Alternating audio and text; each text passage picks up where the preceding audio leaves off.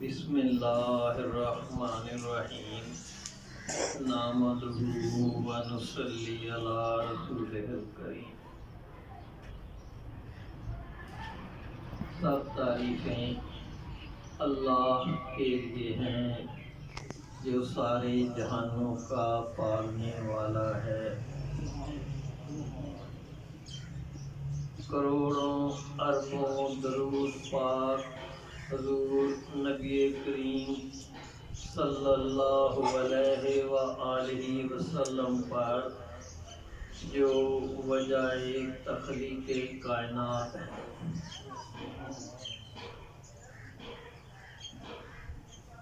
علماء کرام نے شب قدر شب برات کے متعلق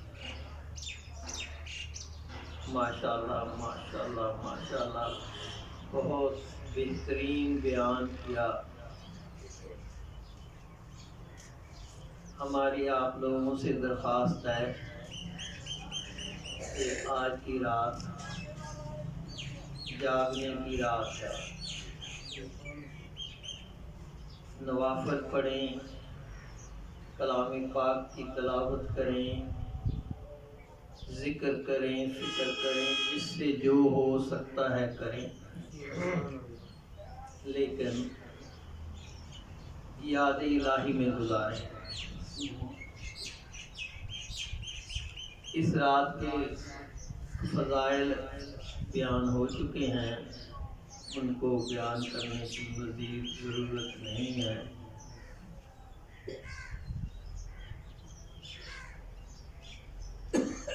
یہ وہی رات ہے جس کے متعلق بیان کیا جاتا ہے کہ حضور نبی کریم صلی اللہ علیہ وسلم جنت البقیع میں تشریف لے گئے اور حضرت عائشہ رضی اللہ تعالی عنہا نے ان کو فالو کیا، ان کے پیچھے پیچھے گئے۔ دوستو، فقیر کے لیے، درویش کے لیے تو ہر رات ہی شب برات ہے۔ کوئی اس سے تعلق جوڑ کے تو دیکھے۔ اس رات میں بھی اللہ پاک پہلے آسمان پہ تشریف لاتے ہیں اور اپنی مخلوق کی طرف، اپنی کائنات کی طرف محبت سے رجوع فرماتے ہیں، محبت سے دیکھتے ہیں۔ اسی طرح اللہ پاک ہر رات کو تہجد کے وقت پہلے آسمان پہ جلوہ افروز ہوتے ہیں اور ندا دی جاتی ہے کہ ہے کوئی بخشش مانگنے والا، ہے کوئی صحت مانگنے والا، ہے کوئی رزق مانگنے والا۔ اللہ حاضر قیاس، اللہ پاک کی جو بھی نعمتیں ہیں اللہ اس کے لیے پکارتا ہے۔ تو آپ سے عرض یہ ہے کہ اپنے آپ کو تہجد گزار بنا لیں۔ تہجد کے 12 نفل سکھائے جاتے ہیں،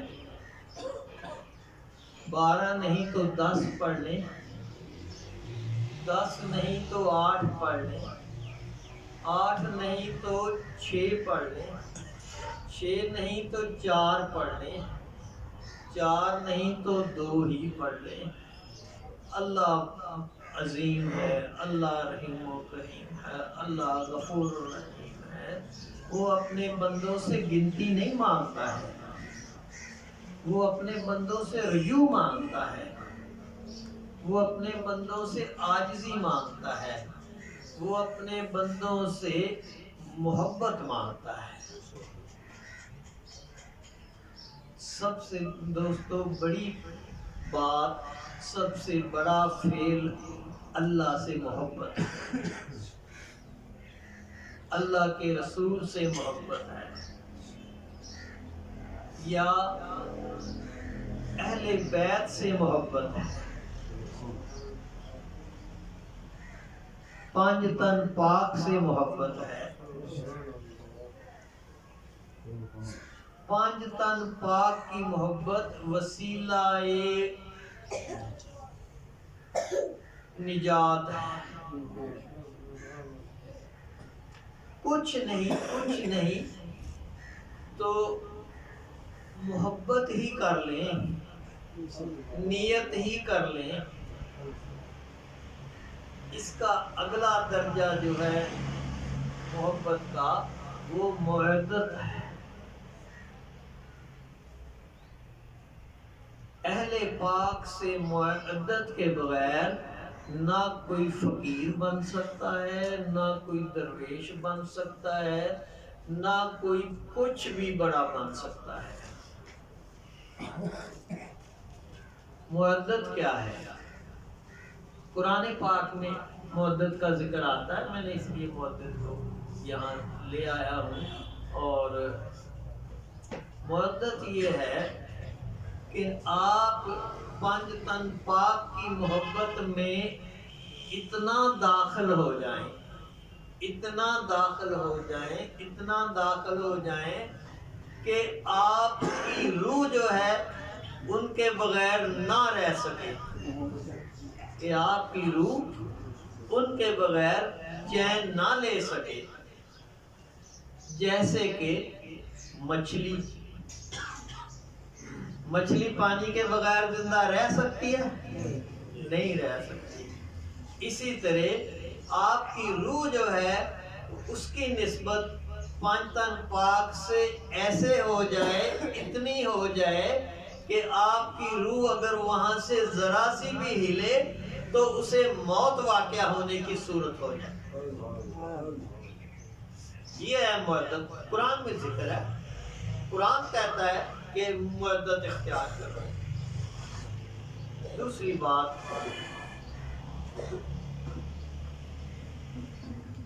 یہ مسئلہ بہت دفعہ، کئی دفعہ اٹھایا گیا، بعض دفعہ شیطانی قوتوں نے اٹھایا، بعض دفعہ غلطی سے اٹھایا گیا، بعض دفعہ سیاست میں اٹھایا گیا۔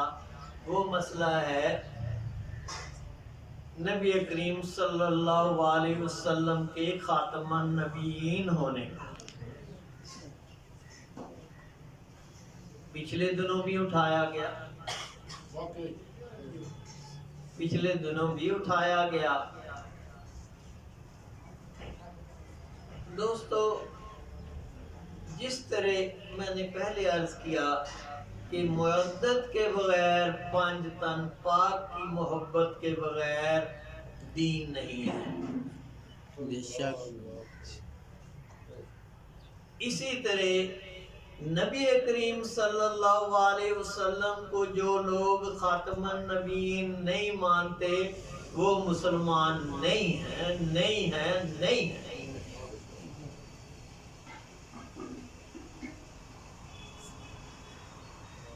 یہ شرارت کئی دفعہ مسلمانوں کو غصہ دلانے کے لیے کی جاتی ہے، کئی دفعہ نئے اس کے شوشے چھوڑے جاتے ہیں۔ ہم سب کا فرض ہے کہ ہم پکے ایمان کے ساتھ، کیونکہ مسئلہ ختم نبوت، ختم النبیین نبی کریم صلی اللہ علیہ وسلم کو مانے بغیر ایمان نہیں ہے۔ میں یہ نہیں کہتا کہ ایمان کامل نہیں ہے، میں یہ کہتا ہوں کہ ایمان ہے ہی نہیں۔ اور اس کے لیے ہمیں نہ شور مچانا ہے، نہ ہمیں کسی سے بحث کرنی ہے، نہ کوئی جھگڑا کرنا ہے۔ ہمیں اپنے آپ کو ٹھیک کرنا ہے۔ ہر مسلمان کا فرض ہے کہ وہ اپنے ایمان کے اندر نبی کریم صلی اللہ علیہ وسلم کو خاتم النبیین جانے، خاتم النبیین مانے۔ حضرت یہ معمولی مسئلہ نہیں ہے، حضرت ابو بکر صدیق نے اس کے لیے جنگیں لڑی. آپ نے پہلا کام خلافت سنبھالنے کے بعد جو کیا وہ یہ تھا کہ آپ نے جتنے بھی 2 نمبر نبی تھے، جتنے بھی جعلی نبی تھے، ان کے خلاف جنگیں لڑی اور لڑ کے طاقت کے ساتھ اس مسئلے کو ختم کیا. سبحان اللہ. تو یہ دور جو ہے یہ جنگ کرنے کا دور نہیں ہے، اس میں جنگ لڑنا حکومتوں کا کام ہے. لیکن ہم اپنی حد تک اپنے اندر اپنے ایمان کو کامل کر سکتے ہیں، مکمل کر سکتے ہیں کہ یہ عقیدہ بنا کر کہ نبی کریم صلی اللہ علیہ وسلم خاتم النبیین ہیں اور ان کے بعد کوئی نبی نہیں ہے. اور اس کے لیے ہمیں کسی نہ بحث کی ضرورت ہے، نہ کسی ثبوت کی ضرورت ہے، نہ کسی دلیل کی ضرورت ہے. ہم بغیر دلیل کے، بغیر ثبوت کے جو ہے ہمارا ایمان ہے کہ نبی کریم صلی اللہ علیہ وسلم خاتم النبیین ہیں اور ان کے بعد کوئی نبی نہیں آئے گا، نہیں آئے گا، نہیں آئے گا. اگر کوئی دعویٰ کرتا ہے وہ جھوٹا ہے، فتنہ ہے، اللہ اس کو غارت کرے.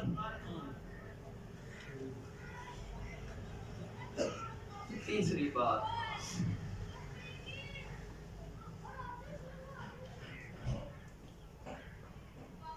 میں اپنے دوستوں سے، اپنے مریدوں سے کہنا چاہتا ہوں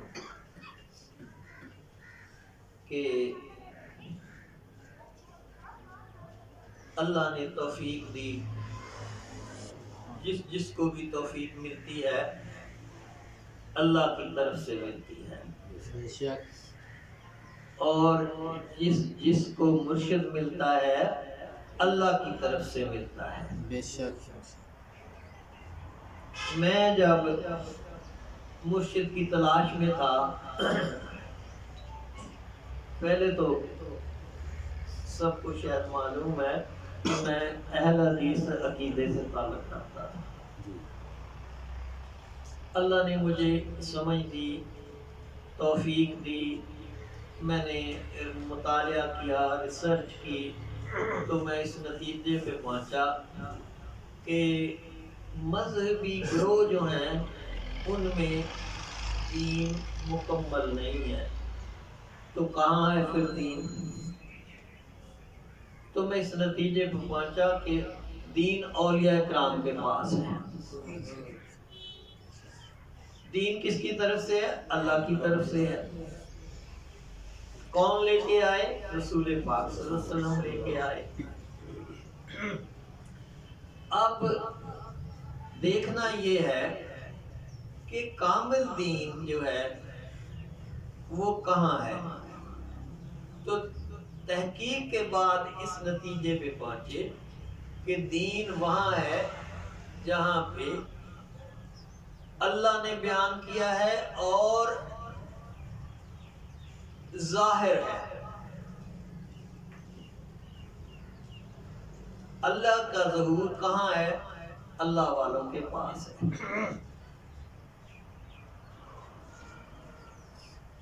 نجات پانے والے کون لوگ دیے گئے؟ اولیاء کرام ہیں. اعلیٰ ترین درجوں پہ کون فائز ہیں؟ اولیاء کرام ہیں. تو اس نتیجے پہ پہنچے کہ ان سے جو ہے تعلق بنایا جائے، ان سے کچھ سیکھا جائے.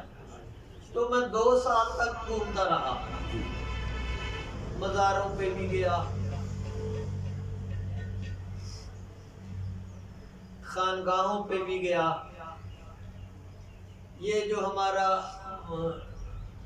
ملنگ طبقہ ہے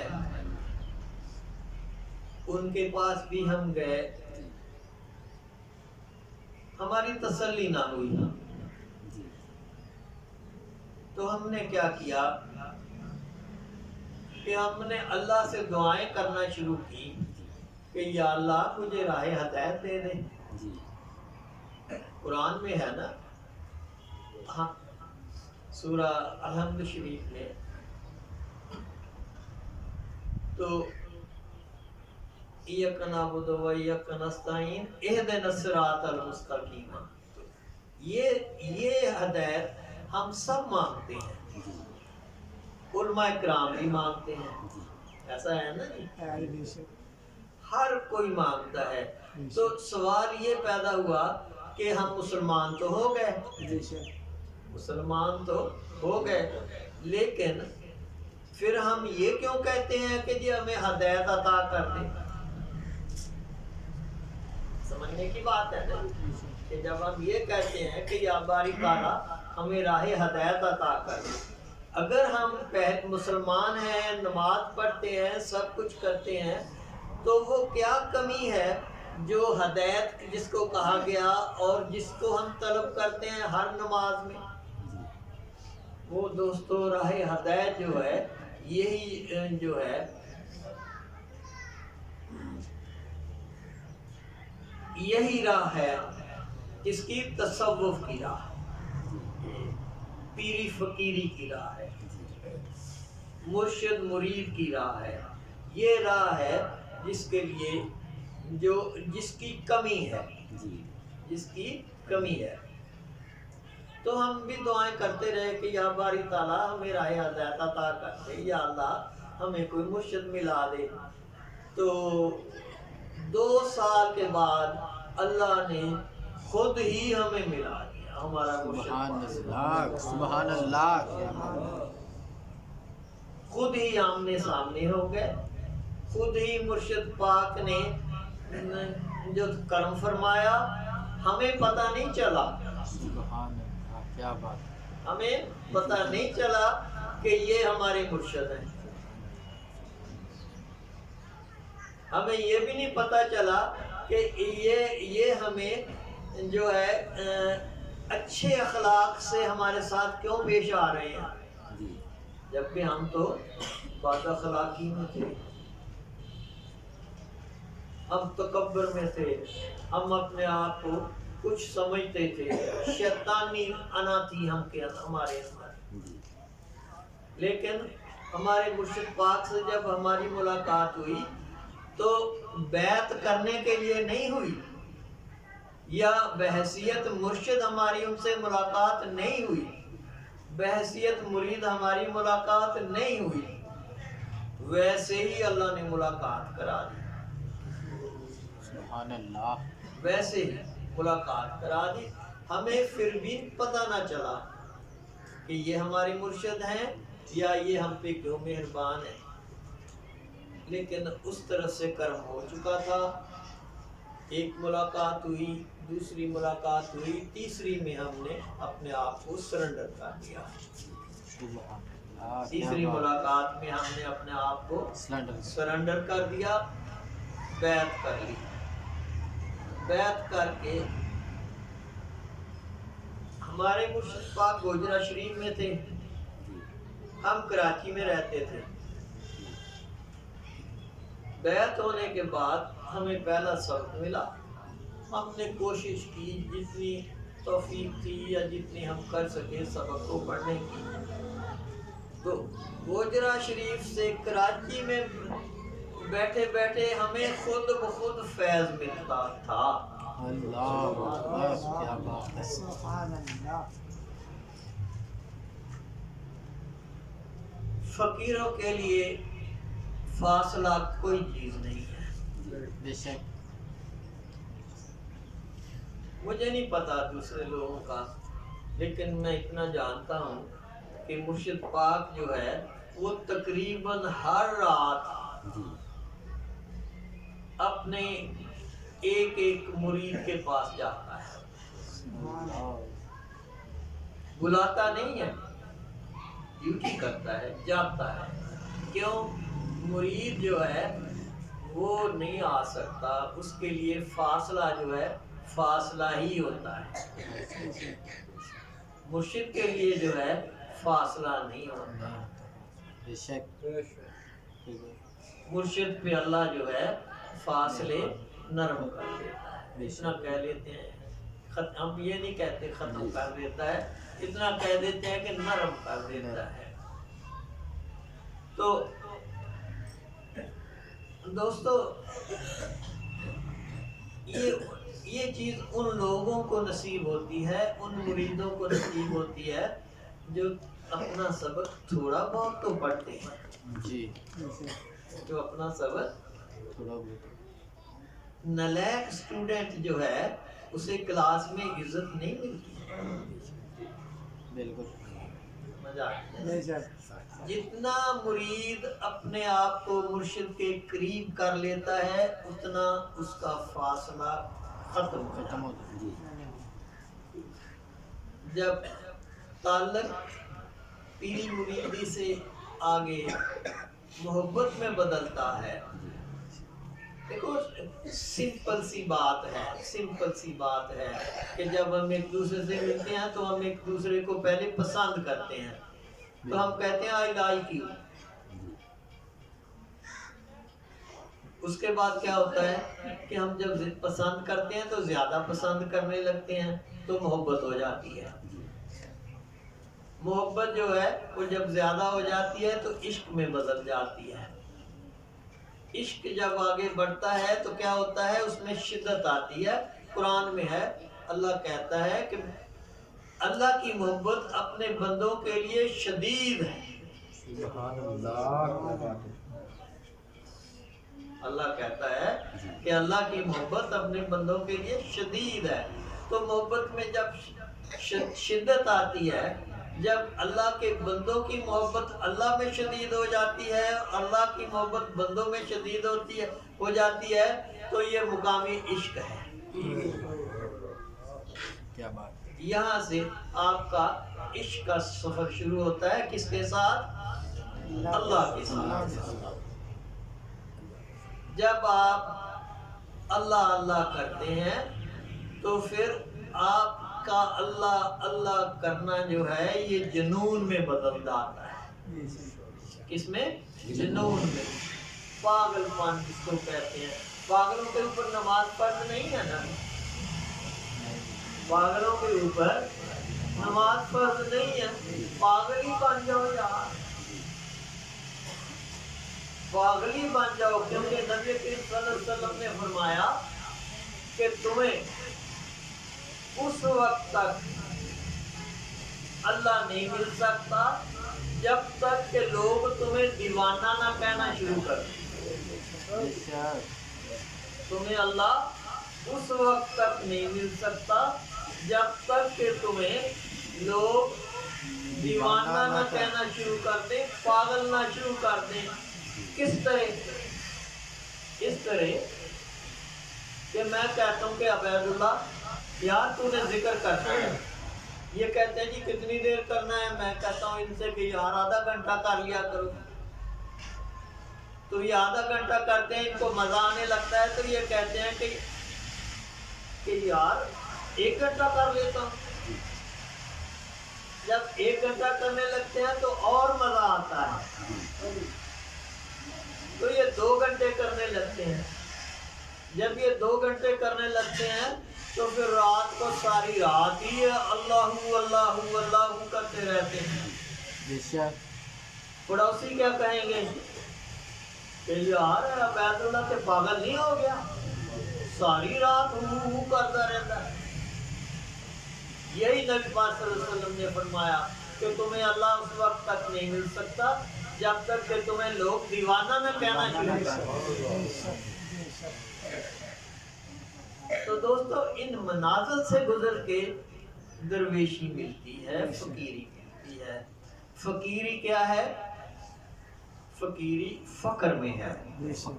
فقر کیا ہے؟ اذا تمت الفقر فهو اللہ۔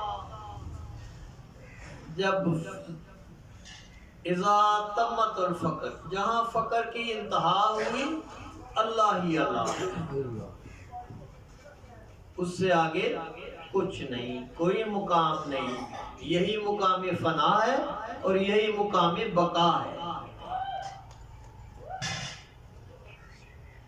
تو عرض میں یہ کرنے کی کوشش کر رہا تھا کہ جس میدان میں آپ نے پاؤں رکھا ہے، جس قدم رکھا ہے، جہاں آپ نے اپنا ہاتھ دیا ہے کسی کے ہاتھ میں، یہ اس مقام تک پہنچنے کی ابتدا ہے۔ کیوں نہیں دلچسپی لیتے؟ پھر اس سے اچھی اگر کوئی اور بات ہے، کوئی اور چیز ہے تو ہمیں بتائیں، ہم آپ کو فالو کر لیتے ہیں۔ تو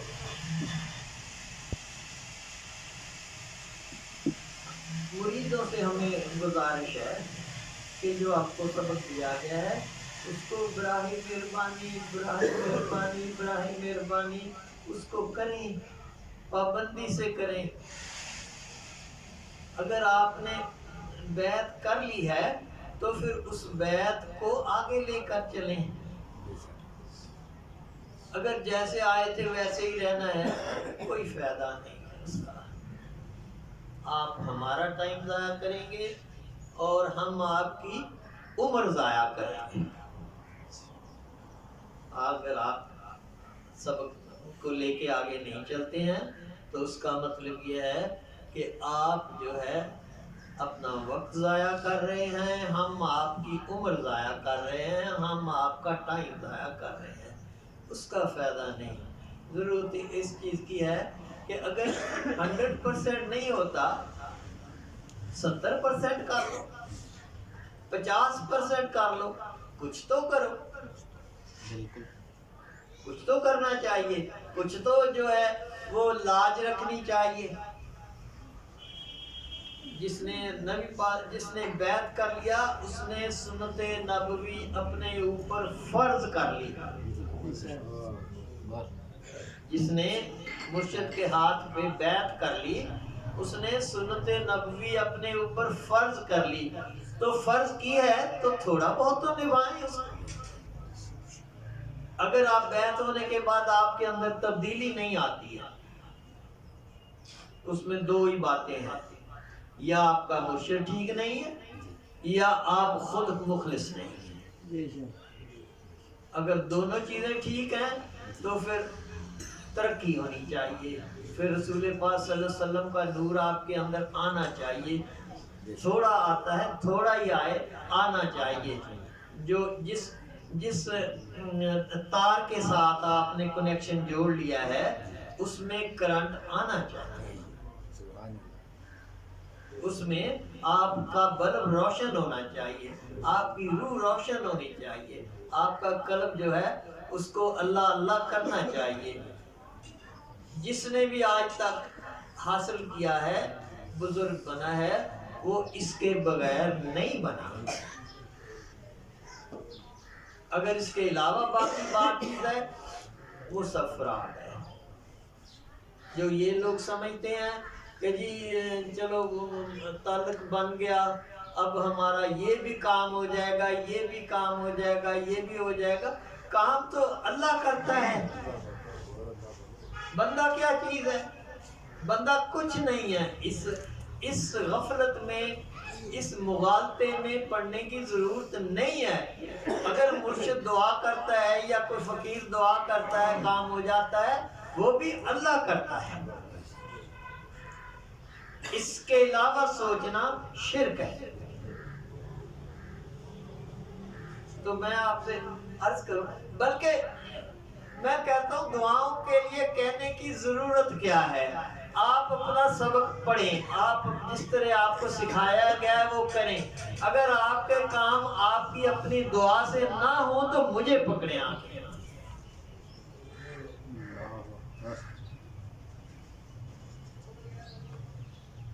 آپ لوگوں کی تشریف آوری کا بہت بہت شکریہ۔ لنگر کس سٹیج پہ ہے؟ تیار ہے؟ لے آئیں، ختم شریف پڑھا جائے۔ تو اللہ آپ لوگوں کا بھلا کرے، اللہ آپ لوگوں کی مشکلیں حل کرے، اللہ آپ لوگوں کے درجات بلند کرے۔ آپ یہاں تشریف لائے ہیں، آپ نے اللہ کی محفل کو رونق بخشی ہے، آپ نے رسول پاک صلی اللہ علیہ وسلم کی روح پاک کو خوش کیا ہے۔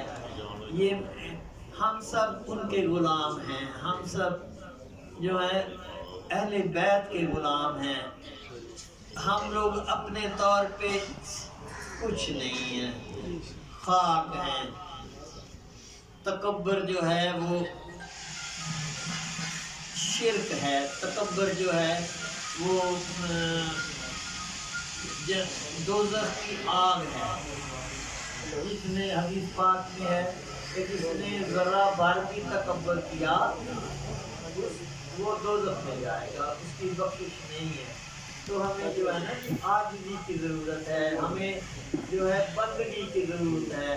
مقام بندگی ذکر نہ شان خدا بندی، جو اس مقام پہ آ جاتا ہے اس کی شان بلند ہو جاتی ہے، اللہ تعالیٰ اس کے درجات کو بلند کرتا ہے۔